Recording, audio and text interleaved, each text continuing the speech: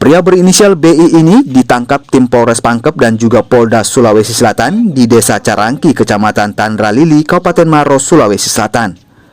Pria 44 tahun itu jadi terduga pelaku pembunuhan terhadap seorang remaja berinisial MRA pada 11 Agustus 2024 lalu.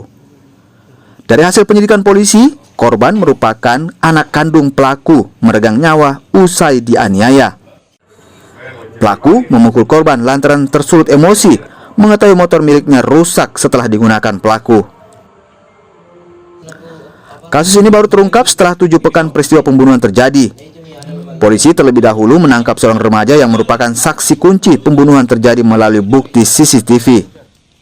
Mulanya penangkapan itu sendiri dimulai di Grand Mall, yang mana saksi kunci lelaki Kevin ditemukan oleh anggota Resmo Polda bersama dengan ayahnya.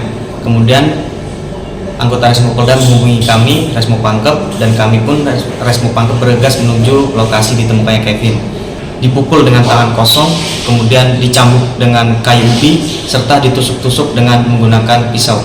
Kalau untuk saksi kunci sendiri, dia melihat langsung bahwasanya terduga melakukan tindakan penganiayaan terhadap korban. Kini pelaku menjalani pemeriksaan intensif di Polres Pangkep. Pelaku pun ditahan sembari menunggu hasil pemeriksaan lebih lanjut. Aziz Hamid, Kompas TV, Pangkep, Sulawesi Selatan.